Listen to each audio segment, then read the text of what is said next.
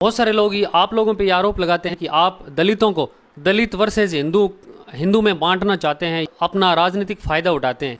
जो हमारे लोगों को स्वीकार नहीं कर रहे, तो ये उनका विषय है। हमारे तो नाम के पीछे राम लगता है और नाम के आगे भी राम लगता है।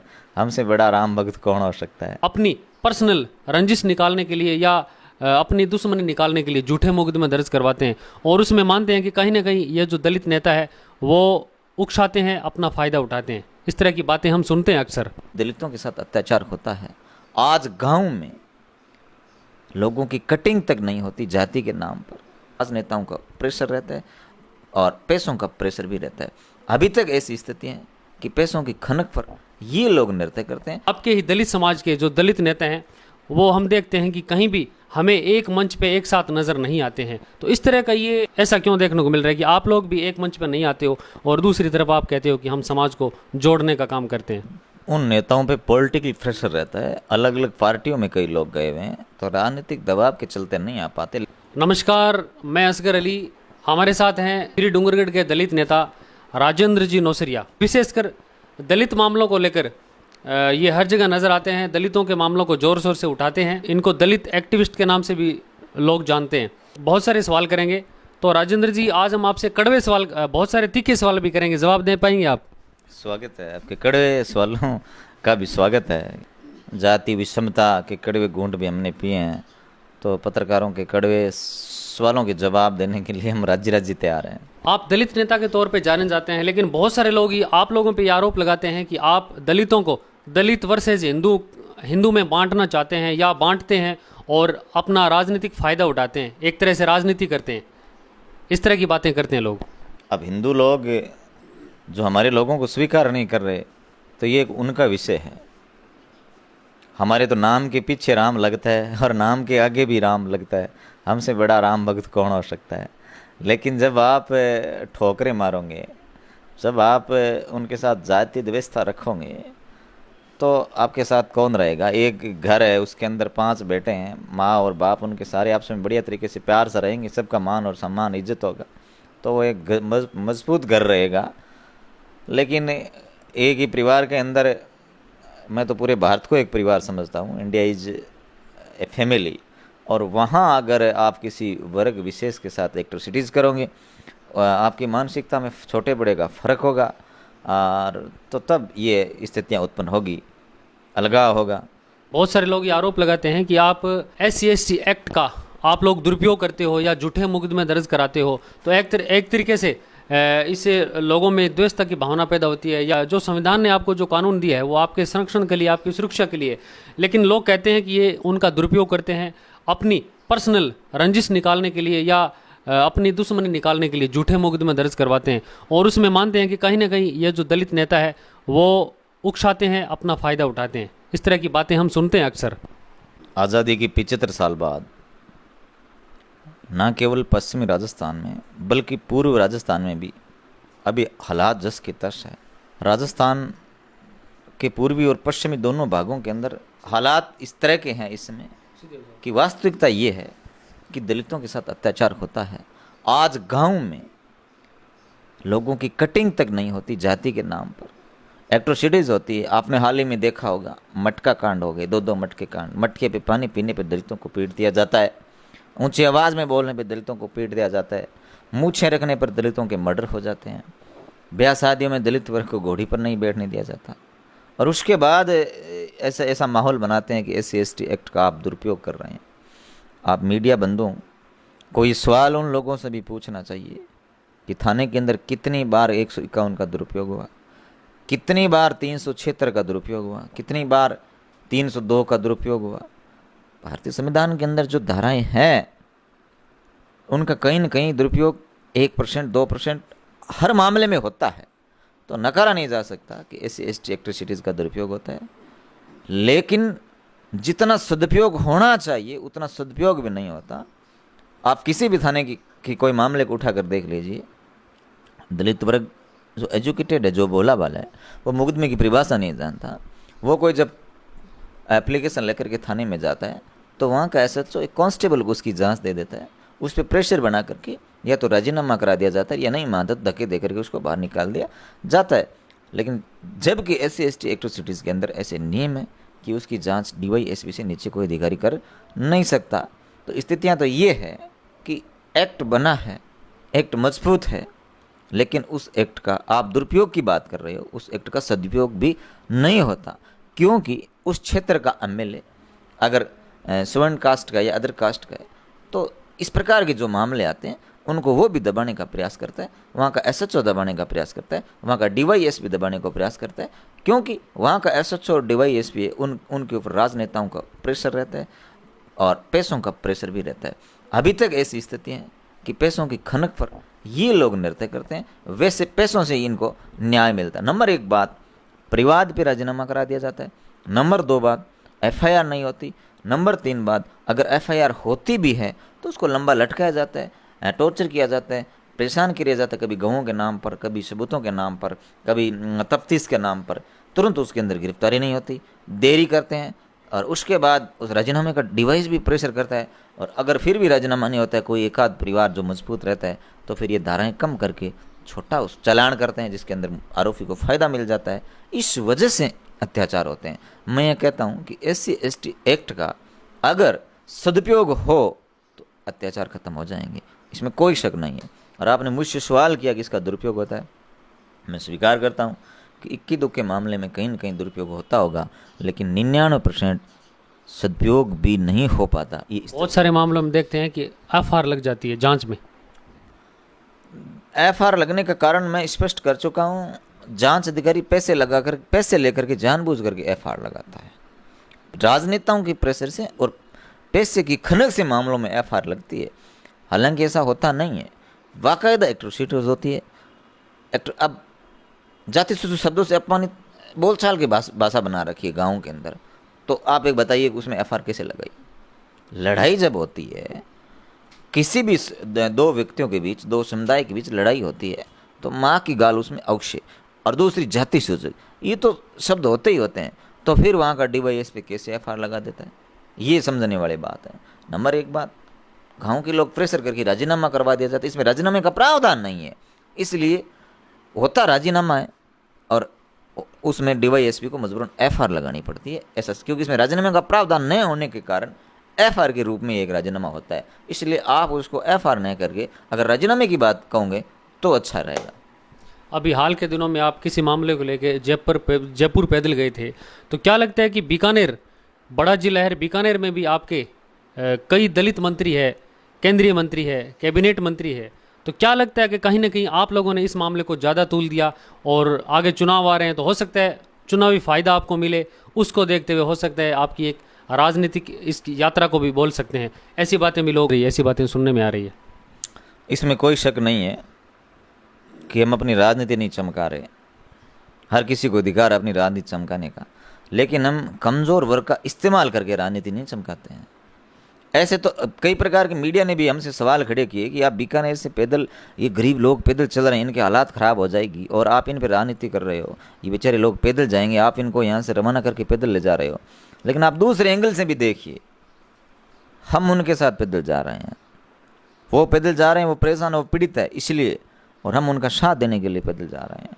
तो दो तरफी इसमें बातें निकलती है। और बात रही राजनीति की, तो मैं एक सोशल एक्टिविस्ट हूँ। दलित के साथ टकराव मतलब राजेंद्र नौसरिया के साथ टकराव। राजस्थान के प्रत्येक कोने में जहाँ एट्रोसिटीज हुई वहाँ राजेंद्र नौसरिया सबसे पहले गया, वहाँ के मामले हमने लड़े, हमने वहाँ की आवाज़ें उठाई।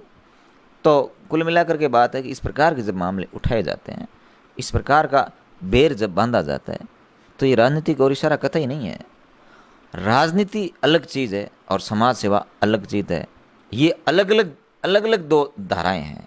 आप समाज सेवा करोगे तो फिर आप राजनीति में नहीं जा सकते, क्योंकि अभी मैं जिस समाज से अपना ताल्लुक़ रखता हूँ, कमज़ोर वर्ग, दलित वर्ग, वो इतना मजबूत नहीं हुआ है कि वो स्वतंत्र रूप से मतदान करे, वो दूसरों के इशारों पे आज भी मतदान करता है। तो ये केवल बनी बनाई बातें हैं। मेरा अभी कोई राजनीति वाला कोई इश्यू नहीं है। मैं एक सच्चे मन से समाज की सेवा करता हूँ। मेरे आगे और पीछे बाबा साहब डॉक्टर BR अम्बेडकर की फ़ोटो रहती है। जब कोई एक्ट्रोसिटी होती है मेरा खून खोल उठता है, मैं वहाँ चला जाता हूँ। ये मेरी सबसे बड़ी कमज़ोरी कहो, ये चाहे आप खूबसूरती कहो। क्या आपको नहीं लगता है कि समाज में एक शिक्षा को लेकर अभियान चलाया जाए, जागरूकता अभियान चलाया जाए? कि समाज को शिक्षा की बहुत ज़्यादा आवश्यकता है। इसको लेके आप जन जागरूकता अभियान चलाएं, क्योंकि आप दलित नेता हो तो आपका भी ये नैतिक दायित्व बनता है कि समाज जागरूकता फैलाएं शिक्षा को लेकर। सही फरमाया आपने। देखिए अभी लिख में सिर दिखना के अंदर एक मामला हुआ, लोगों ने हम पे आरोप लगाए कि एक विशेष समुदाय के खिलाफ ये लोग खड़े हो गए। सबसे पहले तो मैं स्पष्ट कर दूं कि हमारी लड़ाई किसी भी जाति, किसी भी वर्ग, किसी भी धर्म, किसी भी वर्ग, किसी भी संप्रदाय से नहीं है। इंडिया का हर एक नागरिक हमारा भाई है, चाहे वो किसी भी जाति से हो, किसी भी धर्म से हो। और किसी भी व्यक्ति को अगर दबाया जाएगा तो उसको हम दलित की संज्ञा देंगे, उसके साथ हम खड़े होंगे। महिला अत्याचार का मामला हो, चाहे दलित अत्याचार का मामला हो, चाहे कभी किसी गरीब पे किसी ने शोषण किया हो, किसानों की बात हो, ज़्यादा से ज़्यादा मैंने अपने आप का 100 में से 100% देने का उनका काम किया है। हमने आपको दलित समाज के अलावा हमने आपको किसी अन्य समाज के धरने आंदोलन में हमें आपको कभी देखा नहीं, आप कभी नज़र नहीं आए। लेकिन आप एक तरफ कहते हैं कि मैं दलित नेता हूं, दूसरी तरफ कहते हैं कि हम 36 कौम को साथ लेकर जाते हैं।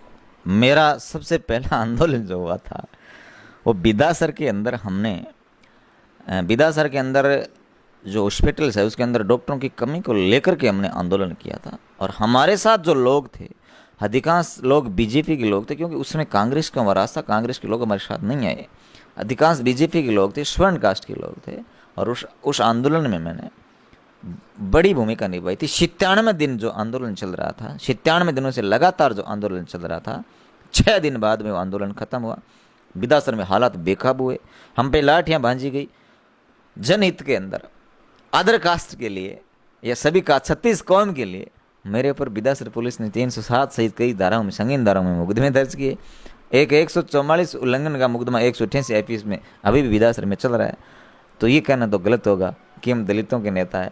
जहाँ हमारी ज़रूरत हुई, जहाँ हमें याद किया गया, जहाँ हमें लगा कि हमारा वहाँ जाना ज़रूरी है, तो उस आंदोलन के अंदर हमने बढ़ और चढ़ करके भाग लिया। यही हमारा जीवन है। जैसे मान लो भीमसेना हो या भीम आर्मी हो या और भी बहुत सारे सामाजिक संगठन बन रहे हैं, तो क्या लगता है कि सेना तो हमारी भारतीय सेना केवल एक है, लेकिन आप इन सामाजिक संगठनों या सेनाओं के द्वारा समाज को कहीं बांटने का काम तो नहीं कर रहे हैं? क्योंकि सामाजिक जो संस्थाएं होती है या जो सामाजिक संगठन होते हैं उनका मुख्य मकसद है समाज को जोड़ना। लेकिन हम देखते हैं कि आपके ही दलित समाज के जो दलित नेता हैं वो हम देखते हैं कि कहीं भी हमें एक मंच पे एक साथ नज़र नहीं आते हैं। तो इस तरह का ये ऐसा क्यों देखने को मिल रहा है कि आप लोग भी एक मंच पर नहीं आते हो और दूसरी तरफ आप कहते हो कि हम समाज को जोड़ने का काम करते हैं? उन नेताओं पे पॉलिटिकल प्रेशर रहता है, अलग अलग पार्टियों में कई लोग गए हुए हैं, तो राजनीतिक दबाव के चलते नहीं आ पाते। लेकिन ऐसी कोई बात नहीं है। आपने बात की कि भीमसेना भारत की सेना तो एक है, हम भी तिरंगा लेकर के चलते हैं यात्रा शुरू करने से पहले। आपको देखा होगा लिखमी सर दिखनादा के मामले में बीकानेर से जयपुर गए तो मेरे हाथ में तिरंगा था। भारत का संविधान सर्वोपरि है हमारे लिए। और हमने, हमारी जो सेना है भीमसेना, वो बाबा साहब के नाम पर बनी हुई सेना है। और बाबा साहब केवल हमारे नहीं थे, पूरे विश्व के सबसे बड़े नेता थे। कोई भी समाज के लोग हमारे सामाजिक संगठन में आते हैं तो उनका स्वागत है। भीमसेना का मतलब यही है, कमज़ोर, गरीब, दलित, शोषित और पीड़ित की आवाज़। बात रही टकराव की, तो हमने कहीं टकराव नहीं होने दिया। लोग जानबूझ करके अगर टकराव करते हैं, हमारे को इंगित करते हैं, हमारे को टारगेट करते हैं, ये उनकी समस्या, हमारी समस्या नहीं है। हम तो ये चाहते हैं कि सारे भारत के लोग जियो और जीने दो के साथ जिए, आपस में प्यार रहें, आपस में मोहब्बत रहें, एक दूसरे के साथ बैठ करके खाना खाएं। हम सब एक हम इस प्रकार की भावना रखते हैं।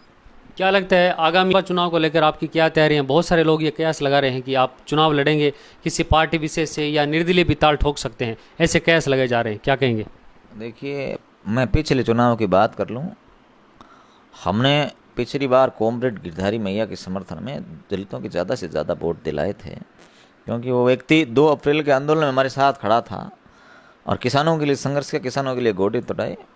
लेकिन वर्तमान के अंदर आपने देखा होगा कि बीकानेर या फिर श्री डूंगरगढ़ विधानसभा के लोग बदाली के आंसू लेकर के पैदल चलते हैं, उनके ऑफिस के ठीक आगे से निकलते हैं, और वो और एक कांटा कांग्रेस जिसको मैं कह सकता हूँ, उनके लोग उन लोगों के आंसू नहीं पहुँचते, उन्हें पूछते तक नहीं। तो ये सबसे बड़ा दुर्भाग्य रहा हमारा कि हमने कॉमरेड गिरधारी मैया के पक्ष में वोट कराए। आने वाले चुनाव के अंदर ये बात तो तय है कि हम डूंगरगढ़ से बदाली का आंसू लेकर के 530 किलोमीटर पैदल चलें अपने समाज के लिए। एक छोटी सी हमारी मांग थी, हमने कोई धरती और आसमान नहीं मांगा। और हम चोट करेंगे वो केवल और केवल एक वोट की चोट करेंगे, इसमें कोई शक नहीं। बात रही मेरे चुनाव लड़ने या ना लड़ने की, तो ये फैसला मेरे हाथ में नहीं है। मैं अभी तक एज ए सोशल एक्टिविस्ट, समाज का एक सबसे छोटा सिपाही के रूप में धरातल पे काम कर रहा हूँ। आपने ये देखा भी होगा, और समाज के लोगों ने हम एक ये जो हमारी यात्रा रही बीकानेर से जयपुर, इस यात्रा के बाद हम डूंगरगढ़ विधानसभा से गांव की ओर हमारे, आपने जो पहले सवाल किया कि आपको शैक्षणिक रूप से मजबूत करना चाहिए, जी उसी पे आता हूँ। सामाजिक, आर्थिक, राजनीतिक और शैक्षणिक रूप से मजबूत इन 4 बिंदुओं पर काम करने के लिए हम श्री डूंगरगढ़ से इसी तरह प्रत्येक गांव के अंदर जाएंगे, वहाँ हमारी कमेटियाँ बनेगी और हम अपने समाज को आर्थिक, सामाजिक, राजनीतिक रूप से और शैक्षणिक रूप से मजबूत करने का काम करेंगे।